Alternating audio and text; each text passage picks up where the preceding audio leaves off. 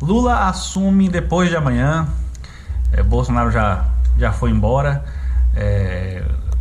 Ele vai subir a rampa, não tem jeito, né? Apesar da galera ter gente aí achando que não, que vai mais 72 horas, espere mais 72 horas que vai acontecer alguma coisa, mas não vai acontecer nada. Lula vai subir a rampa.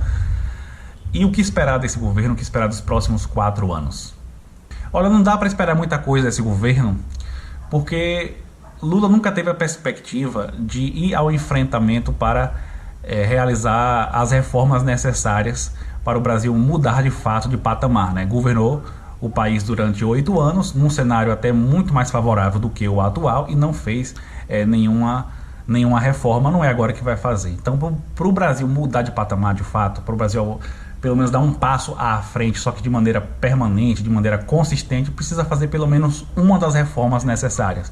Tem aí a reforma política, reforma tributária, reforma administrativa, só que todas elas são ásperas, muito ásperas. Todas elas enfrentam interesses ou da elite, ou da elite do país, ou até mesmo da elite do funcionalismo público e tal. Enfrenta interesses de gente que tem influência, né, de pessoas influentes de alguma forma. A reforma política mexe com os interesses dos políticos, a reforma administrativa mexe, para você fazer ela, pelo menos fazer do jeito correto, precisa bater de frente com o judiciário, não vai acontecer.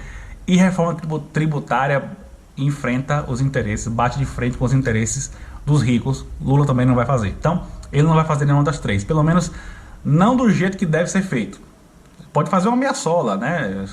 Tirar o prato do escorredor, botar no armário e tal, enfim, só para tapear, mas do jeito que se deve fazer, com certeza não será feito no governo Lula. Então avançar a gente não vai dar um passo à frente. Agora, isso quando eu comparo com o Brasil normal, né? O Brasil dos últimos 20 anos, o Brasil dos últimos 10 anos e tal. Porque é óbvio que se eu comparar com o governo Bolsonaro, o governo Lula vai avançar e muito, né? Basta olhar os ministros nomeados por Lula e comparar com os ministros de Bolsonaro que você vê o avanço absurdo, mas isso não é mérito nenhum. É a mesma coisa eu dizer assim, eu sou mais bonito que Modric. Oh, que legal, né? Oh, que vantagem, vai ser mais bonito que Modric. Ser melhor que Bolsonaro é mais ou menos isso. Passamos por um governo, acima de tudo, obscurantista, né? Que fez o Brasil retroceder em alguns pontos 300 anos, né? Isso não é nenhuma força de expressão, viu, gente? Não é nenhuma força de expressão. Em alguns aspectos, Bolsonaro fez o Brasil retroceder 300 anos. Ele se posicionou contra a ciência. É bom repetir isso assim várias vezes para as pessoas internalizarem. Nós tivemos um presidente que se posicionou contra a ciência. Isso é um retrocesso de mais ou menos uns 300 anos. E não se resumiu a isso aí. Você vê as práticas de Damares. Damares colocou como política de prevenção da gravidez precoce a abstinência sexual. Se isso não for um retrocesso de pelo menos uns 200 anos... Então, os últimos 4 anos foram absolutamente atípicos. Um governo obscurantista acima de tudo. Assim, eu poderia falar um monte de coisa, eu precisaria de 50 minutos aqui para falar do governo Bolsonaro, né? De todos os absurdos, a incompetência e tudo, mas acima de tudo foi um governo obscurantista. Ser melhor do que isso não é mérito nenhum. É apenas a obrigação de qualquer pessoa. Absolutamente qualquer pessoa. Se eu pegar uma pessoa na rua, assim, pescar ela e jogar lá, você vai virar presidente, você tem a obrigação de ser melhor que o Bolsonaro. Porque qualquer ser humano tem a obrigação de ser melhor que ele. Outra coisa, apesar de nós termos a noção de que Bolsonaro não é parâmetro para nada, né? Se você quer avançar, você não pode se comparar com o Bolsonaro. Você está se comparando com algo muito baixo. Apesar disso, é inegável que o bolsonarismo ainda está vivo. E é um movimento que pode continuar, pode ter força ainda por muito tempo. E isso é preocupante. A gente está vendo aí a horda de fanáticos botando bomba aí, o caos que está sendo, a preocupação que está sendo, os fanáticos bolsonaristas aí acampados e tal, e partindo para a violência. E a gente não pode simplesmente não enxergar isso. A gente não pode simplesmente dizer assim, Bolsonaro não é parâmetro para nada, agora a gente vai fingir que não aconteceu esse governo. Não, gente.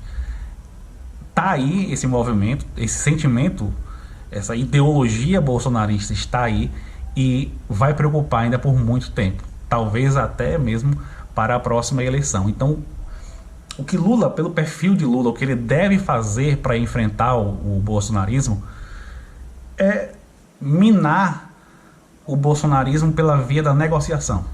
Então não se surpreendam se tiver aí benefícios concedidos para a bancada evangélica.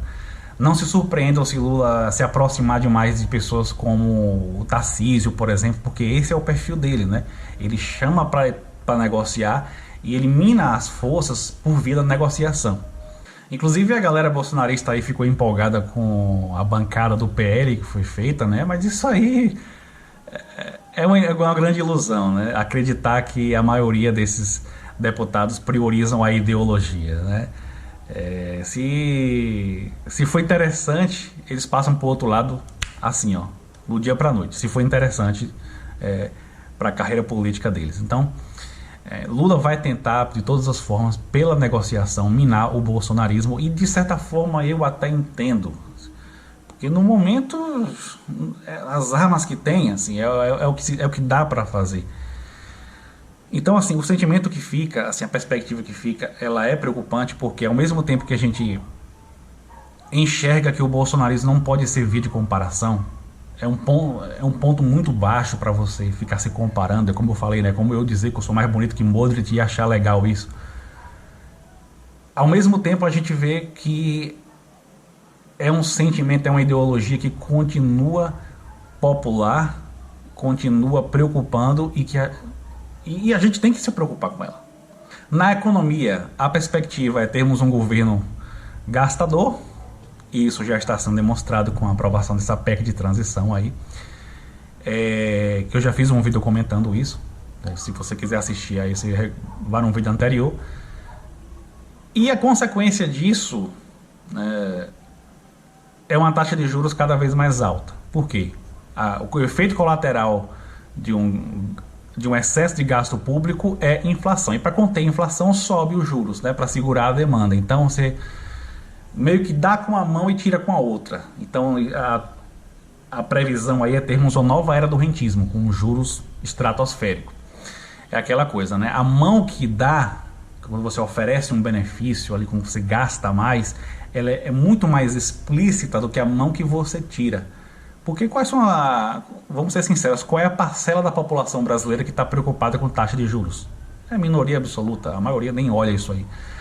E não sente muito fortemente isso aí pela questão da cultura do brasileiro de parcelamento, né? O que importa é se a parcela cabe no orçamento, não importa aí os juros que vai pagar no total do processo. Então, liguei a luz do celular aqui porque está anoitecendo, então deve estar meio estranha a imagem aí, mas só para finalizar, é isso. A tendência é termos um governo que não vai fazer grandes mudanças, não vai fazer mudanças significativas, tende a ser um governo que vai meio que administrar eu não posso xingar, senão o YouTube corta o alcance do vídeo. Vai administrar o pardieiro, mais ou menos isso. Vai fazer de tudo para minar o bolsonarismo pela via da negociação. Então, a gente não se surpreenda com certas negociatas que venham a aparecer aí. E a tendência é na economia termos uma nova era do rentismo pelos motivos que eu apresentei aí. Aí a pessoa pode dizer assim, a gente tem que se contentar com isso. Olha, o ideal era termos eleito alguém fora da polarização. Até mesmo para a gente se livrar logo de vez dessa horda de fanáticos aí, seria muito mais fácil livrar se tivéssemos eleito alguém fora da polarização. Polarização que eu falo não é dois extremos não, porque o PT de forma alguma é extrema esquerda, né? Apesar de Bolsonaro ser extrema direita. A polarização que eu falo que é a polarização real do Brasil é PT versus anti-PT. Essa é a polarização que existe aqui. Se tivéssemos eleito alguém fora da polarização, teríamos novas perspectivas. Como isso não aconteceu, é o que temos. O que temos é o PT e a gente vai ter que se contentar com... A gente não pode exigir Quer dizer, a gente pode exigir, mas assim, é inocência, no caso, esperar que o PT vá agir, vá fazer algo que é contra a sua genética, né? Genética entre aspas. Então é isso, se você gostou, dê um joinha, se inscreve no canal, clica no sino para receber as notificações aí.